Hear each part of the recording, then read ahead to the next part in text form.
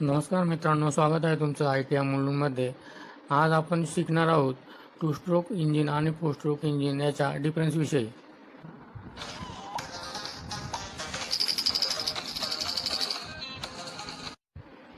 Two stroke आणि four स्ट्रोकच्या डिफरन्सला आपण 3 कॅटेगरीमध्ये डिवाईड करून बघू.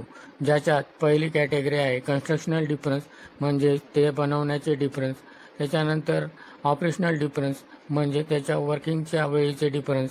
आणि लास्टला असेल हँडलिंग डिफरन्स, म्हणजेच इंजिन यूज करताना आलेले डिफरन्स. तर सुरुवात करू कन्स्ट्रक्शनल डिफरन्सपासून. तर फोर स्ट्रोक इंजिनच्या पिस्टनमध्ये ऑइल रिंग लागलेली असते आणि टू स्ट्रोक इंजिनच्या पिस्टनमध्ये ऑइल रिंग लागलेली नसते. नंतर फोर स्ट्रोक इंजिनमध्ये इंटेक्ट वॉल आणि एक्झॉस्ट वॉल असतात, तर टू स्ट्रोक इंजिनमध्ये पोर्ट असतात. Two stroke इंजिनचं constructional four stroke इंजिनच्या कन्स्ट्रक्शनपेक्षा खूप सिंपल असतं, कारण त्यामध्ये पूर्णपणे वॉल मेकॅनिझम नसतं. फोर स्ट्रोक इंजिनमध्ये यूज होणाऱ्या फ्लायव्हीलची साईज टू स्ट्रोक इंजिनच्या फ्लायव्हीलपेक्षा खूप मोठी असते. टू स्ट्रोक इंजिनमध्ये ॲडिशनल ट्रान्सपोर्ट पोर्ट असतो, जो फोर स्ट्रोक इंजिनमध्ये नसतो. कमी कॉम्पोनंट्स असल्याने टू स्ट्रोक इंजिनचं वजन फोर स्ट्रोक इंजिनच्या वजनापेक्षा खूप कमी असतं. फोर स्ट्रोक इंजिनमध्ये क्रँकेसमध्ये फक्त ऑइल असतं आणि टू स्ट्रोक इंजिनमध्ये प्रीमिक्स लुब्रिकेशन सिस्टीममुळे क्रँकेसमध्ये ऑइल आणि पेट्रोल दोघं असतात. तर कन्स्ट्रक्शनल डिफरन्सनंतर आपण आता पाहू वर्किंग डिफरन्सविषयी. तर टू स्ट्रोक इंजिनमध्ये प्रत्येक 1 रिव्होल्यूशनला 1 पॉवर स्ट्रोक होतो, तर फोर स्ट्रोक इंजिनमध्ये प्रत्येक 2 रिव्होल्यूशनला 1 पॉवर स्ट्रोक होतो.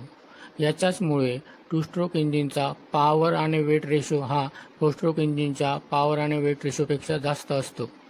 फोर स्ट्रोक इंजिनची फ्युएल इफिशियन्सी टू स्ट्रोक इंजिनच्या फ्युएल इफिशियन्सीपेक्षा जास्त असतं, कारण प्रॅक्टिकली फोर स्ट्रोक इंजिनपेक्षा two stroke engine per revolution half fuel use करतं. टू स्ट्रोक इंजिनमध्ये फ्रेश चार्ज एक्झॉस्ट गॅस बरोबर मिक्स होतो, त्याच्यामुळे इंजिनची परफॉर्मन्स डाऊन होते आणि हा प्रॉब्लेम फोर स्ट्रोक इंजिनमध्ये सेपरेट स्ट्रोक असल्यामुळे होत नाही.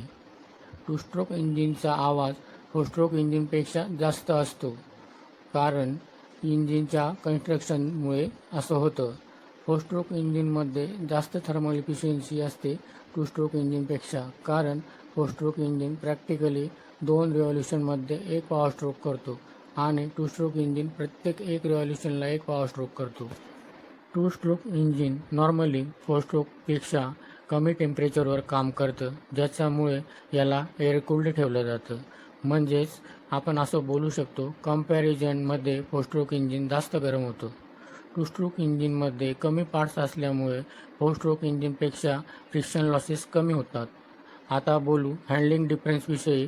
तर टू स्ट्रोक इंजिनमध्ये फ्युएल टँकमध्ये आपण फ्युएलबरोबर ऑइलसुद्धा टाकतो, तर फोर स्ट्रोक इंजिनमध्ये आपण फ्युएल टँकमध्ये फक्त फ्युएल टाकतो. टू स्ट्रोक इंजिनचा मॅन्युफॅक्चरर कॉस्ट हा फोर स्ट्रोक इंजिनपेक्षा खूप कमी असतो.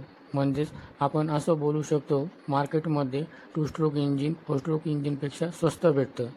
टू स्ट्रोकचं मेंटेनन्स कमी असतं, तर फोर स्ट्रोकचं मेंटेनन्स हे जास्त असतं.